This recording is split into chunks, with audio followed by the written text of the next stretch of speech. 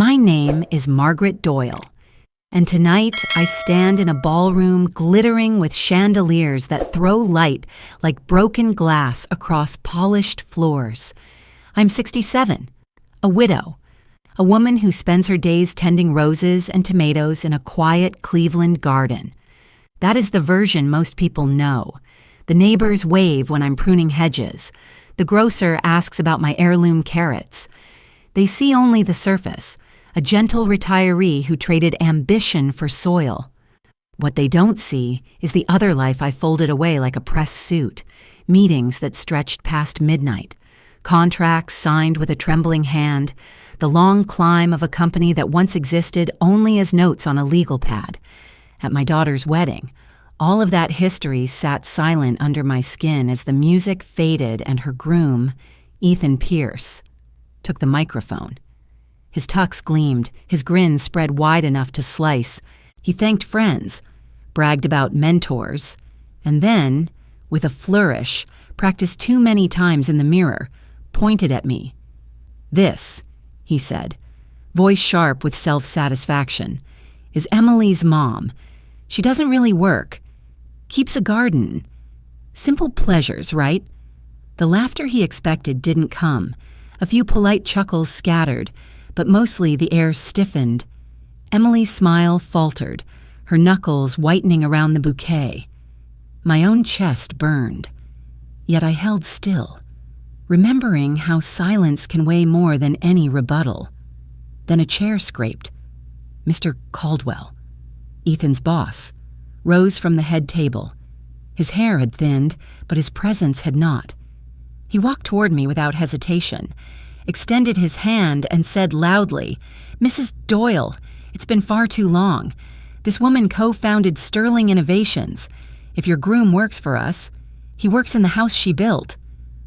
Gasps broke loose like wind in wheat. Emily's lips parted in shock.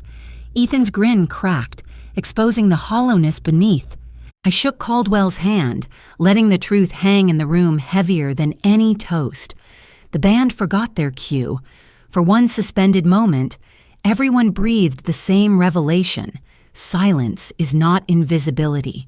It is legacy waiting to be named.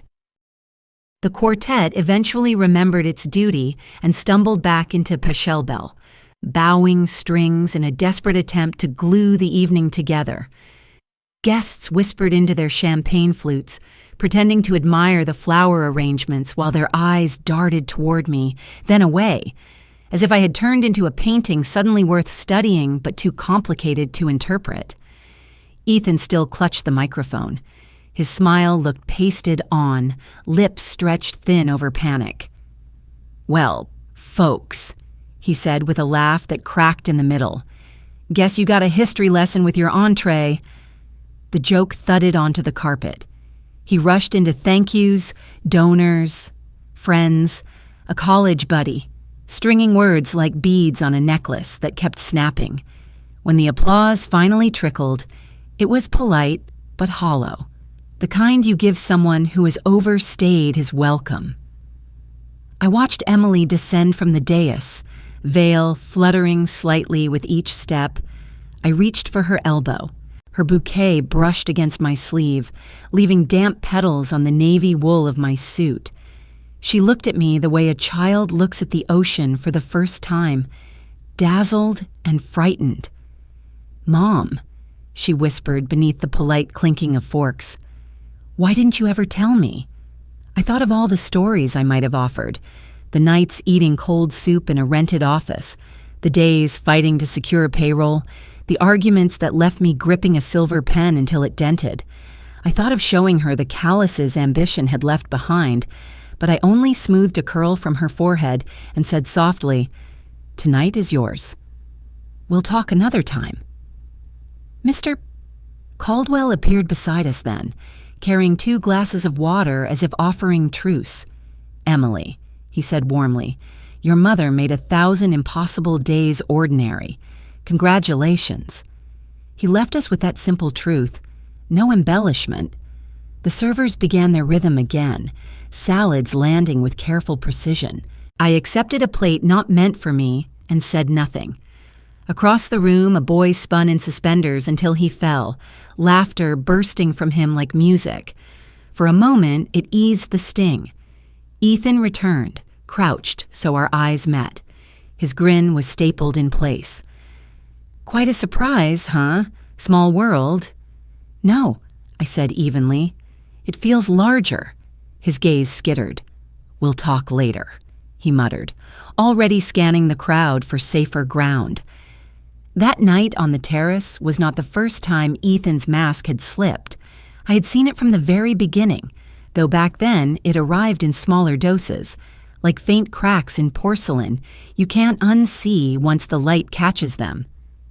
The first dinner was at a family-style Italian place on the west side, the kind with red-checked tablecloths and candles dripping down into Chianti bottles. He took the menu before anyone else could speak and ordered brusquely for the table. "Trust me," he said, snapping it shut like a deal was sealed. Emily's eyes shone with admiration, as though decisiveness equaled strength. When the minestrone arrived, steam rising in fragrant curls, he dipped his spoon, smirked, and said, "Basic. Anyone could toss this together from a backyard garden." Emily laughed a little too quickly, her laugh thin with effort. I tasted the soup, herbs rich and familiar, and thought of nights long ago when I lived off bowls like this while recalculating payroll on a legal pad. Soup had been survival, not punchline. He spent the rest of that evening cataloging names, reciting his network like a rosary. Many were names I had once negotiated with in rooms that smelled of stale coffee and ambition, though he had no idea. He praised his own charisma, his vision, his gift for optics. Emily's fork hovered above her plate, forgotten, while her smile worshipped every syllable. I asked him how he pictured himself in 5 years. His answer was a long speech about recognition, stock options, brand presence. Not once did he mention Emily. Not once did he mention family or respect. That pattern became his signature. At brunch, he corrected waiters loudly. At cookouts, he ridiculed potato salad as pedestrian while boasting about bottles of wine he could barely pronounce. Emily, eager to belong to his world, began echoing his language, ROI, scalability, leverage, until affection itself sounded like a quarterly report. I chose silence, not out of fear but calculation. Silence lets a person draw their own portrait in public, and portraits, eventually, reveal the truth. I knew the day would come when Ethan's frame collapsed. I just didn't know it would happen beneath chandeliers with 100 witnesses. Weeks before the wedding, I opened the cedar wardrobe in my bedroom, the one that still held scents of lavender sachets and thyme. My hand brushed past coats and sweaters until it landed on a garment bag at the very end. I unzipped it slowly, and the navy suit revealed itself like a secret I had been keeping from the world. The last time I wore it, the trading floor had erupted in cheers as Sterling Innovations went public. I had signed documents with a silver fountain pen that still bore the groove of my thumb, proof of years gripping through tension. That pen rested on my desk now, dented from negotiations that had drained me, yet defined me. I lifted it once, rolling the cool barrel between my fingers, and remembered nights when I wrote payroll numbers over and over, praying they would stretch far enough. The pad beside it was yellowed, pages curling, ink fading to a tired blue. Some sheets carried columns of calculations. Others were scrawled with sketches for early prototypes. Others still bore the names of employees who had chosen to believe in me when I had nothing but vision to offer. They were not nostalgia pieces. They were artifacts of survival, markers of sacrifice, fragments of a life Ethan dismissed with a shrug. One evening, Emily curled on the couch, scrolling through bridal checklists, hair tumbling over her shoulder. I almost reached for the pen, almost told her how it had steadied my hand when deals threatened to slip away. I nearly showed her the suit and explained why I had hidden it away. But her phone buzzed with Ethan's name, and she jumped up to discuss table arrangements. My story folded back into silence. So when the gilded invitation arrived, embossed and perfect, I knew my answer. I pressed the suit, polished its buttons, and set it on a hanger where morning light could touch it. It would not be rebellion, it would be testimony. A quiet declaration that I was not invisible, that legacy could sit at a wedding table as surely as roses sat in my garden. The week of the wedding turned into a pageant of schedules and edicts, every detail filtered through Ethan's need for control.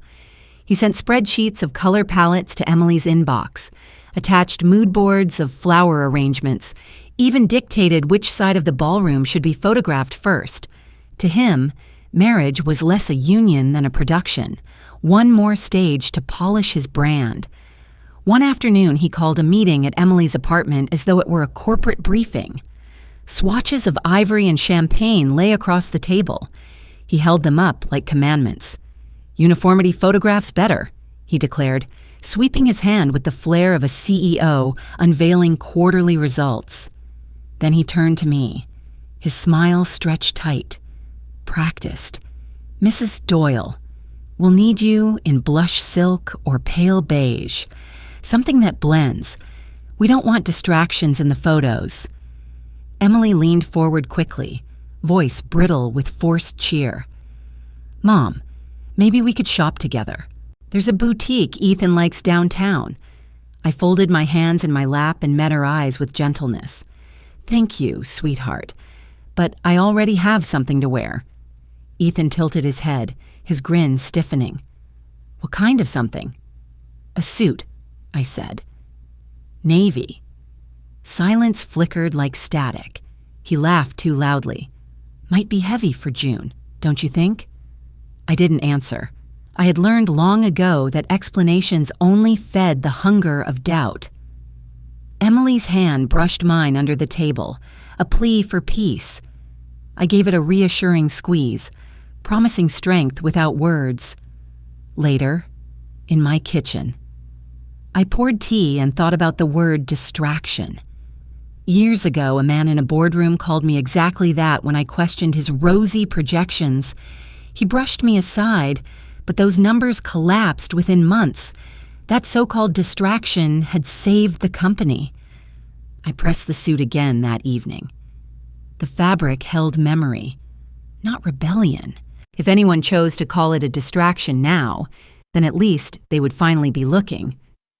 The wedding day arrived gilded in roses and polished silver. The ballroom shimmered under chandeliers, every table dressed in gold-rimmed china and folded ivory napkins like origami. A quartet in the corner played Pachelbel with earnest precision, while guests adjusted corsages and snapped photos for proof of attendance. Emily floated down the aisle radiant, her lace gown catching light like 1,000 small suns.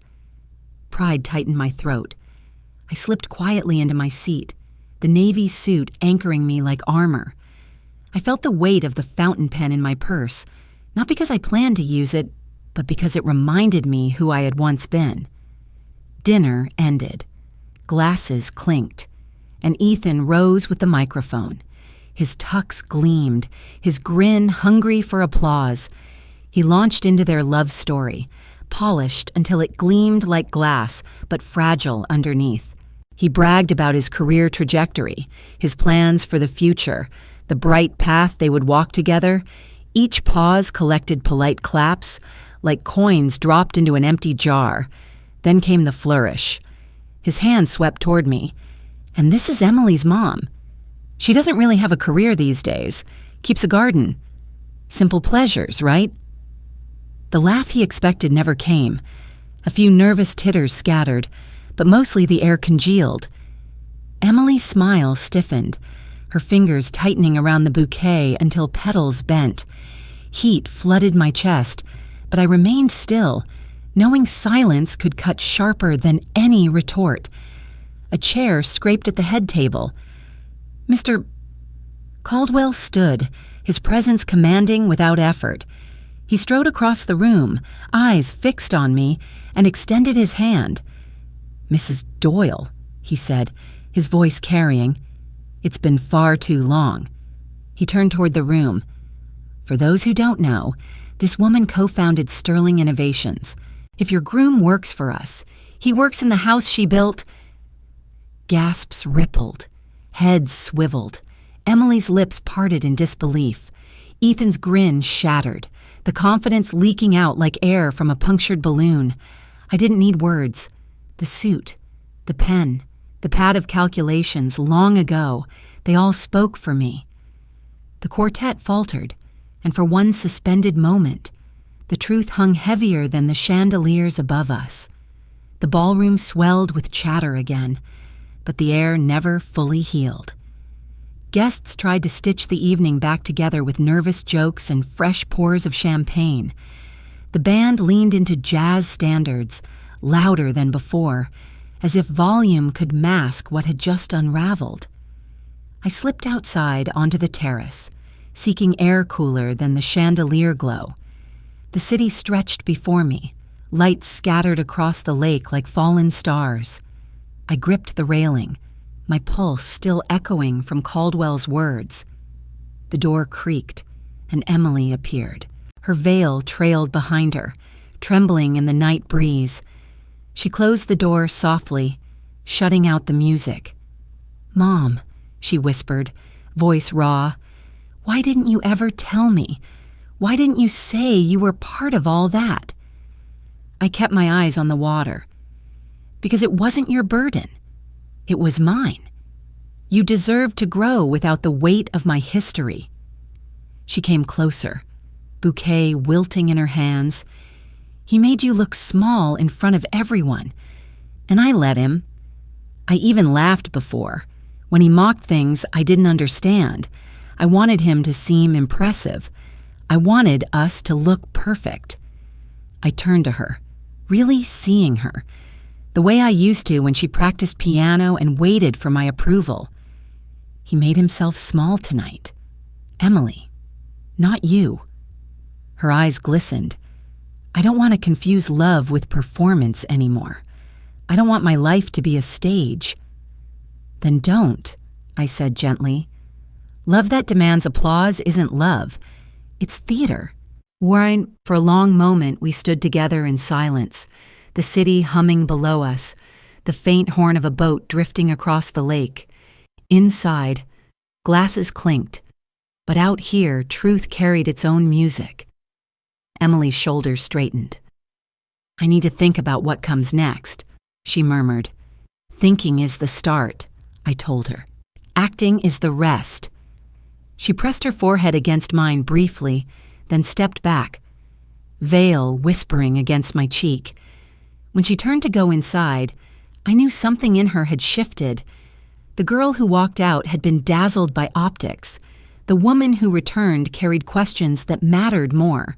2 days after the wedding, the phone rang while I was pruning roses in the backyard. The number flashing across the screen belonged to Ethan. I considered letting it go to voicemail, but curiosity tugged harder. His voice was tight, pitched higher than usual. "Why did you write only Emily's name on the check? Do you have any idea how that looks? People will think—" I wiped soil from my hands onto my jeans, let him spill his outrage. When his words finally tangled into silence, I answered evenly. "It looks like I gave my daughter a gift. Beyond that, people's opinions are their own mirrors." He sputtered, then regrouped. "It's disrespectful, see, you're undermining us before we've even started." "Respect," I said calmly, "isn't a name on a piece of paper. It's a habit. It's how you introduce your family in public. It's how you treat waiters at brunch. It's how you look at a woman when you think no one else is watching." On the other end, silence spread wide. I imagined him pacing, jaw clenching, searching for rebuttals that wouldn't come. At last he muttered something about being busy and hung up without a goodbye. I stood among the roses, the phone still warm in my hand, and felt no triumph, only certainty. I hadn't embarrassed him. He had done that himself. My only act was refusing to decorate his story with my silence any longer. Later that evening, as dusk painted the garden in violet shades, Emily texted me, "Mom, thank you for the gift," and the words, "I've been thinking about them all day." I typed back slowly, wanting every word to weigh what it meant. Good. Thinking is the first step. Living them is next. When I set the phone down, a peace settled over me, quiet but steady. The roses bowed under the last light of day, their petals soft as if nodding in agreement. For the first time in years, I felt the boundaries of my life firm and clear, drawn not with anger, but with resolve.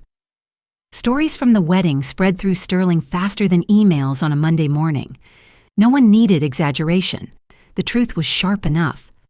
The young man who mocked his mother-in-law as unemployed had been corrected by the company's own CEO.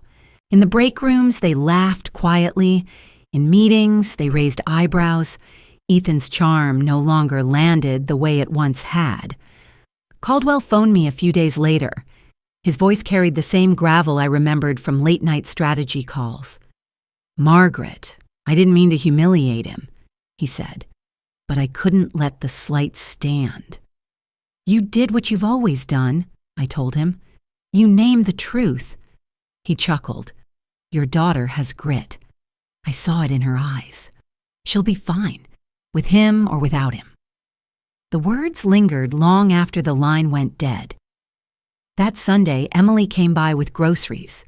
She set them on my counter and, almost defiantly, announced, "I've opened a separate account. I need to stand on my own." Her voice trembled, but her gaze held steady. I handed her a cutting board and smiled. "Independence isn't rejection, sweetheart. It's oxygen." She chopped an onion, blinking hard. "I used to think perfection was safety, but safety is knowing I can stand even if he stumbles." I touched her shoulder. "That's a truth worth keeping." Later, alone in the garden, I pulled out my old legal pad. Under porch light, I wrote a single sentence across a clean page. "Silence is not weakness. It is legacy in disguise." The pen moved smoothly, certain at last. I closed the pad, breathing the night air, and felt peace root itself as firmly as the roses at my feet. By September, Emily came to my house carrying a grocery bag as if it were a declaration. She laid vegetables on the counter and tied her hair back. "I want to cook," she said, fumbling for a knife. I watched her slice onions, her motions clumsy but determined. Steam rose from the pan, fragrant and sharp. "I told him I won't be treated like I'm invisible anymore," she murmured. "He didn't fight me, but he didn't apologize either. Still, I needed to hear myself say it." I set plates on the table. "That's what matters. Speaking your truth is how you learn to stand." She looked at me, eyes watery from onion tears and something deeper. For the first time, I saw not the dazzled bride, but a woman drawing her own lines. Weeks later, Caldwell invited me to a luncheon honoring early pioneers of Sterling. I almost declined, but Emily insisted. So I went, sat among faces from another lifetime. Applause greeted me, not for vanity, but for history. Across the room, Ethan lifted a glass toward me, awkward, almost pleading. I didn't return the gesture. Silence was answer enough. That night, Emily leaned against my shoulder in the garden. "I won't shrink anymore," she whispered. "You won't," I told her. "Not while legacy runs in your veins." Autumn came quietly, painting the garden in copper and rust. Leaves drifted onto the stone path like soft applause, each one reminding me how endings can also be beginnings. I trimmed roses in the cool air while Emily sat nearby with a book across her knees, her veil long since folded away. She watched me for a while before asking, "Do you regret not telling me sooner? About Sterling? About who you were?" I laid the shears on the bench and considered. No. Some truths have to be discovered, not delivered. If I'd forced the story, it would have been mine alone. Now it belongs to you, too. Her eyes softened. She closed the book and leaned closer. I understand now. Legacy isn't something you inherit by name. It's what you choose to live. I smiled, hearing in her words the echo of my own journey. The pen, the suit, the worn legal pad, they could rest now, no longer symbols of silence but of strength passed forward. As the sun dropped behind the trees, I breathed in the earth and roses. For the first time in years, I felt not hidden, not erased, but whole, complete in both the silence and the voice it had finally found. Thank you for watching. If you enjoy these family drama and revenge stories, please subscribe and join me for more every day.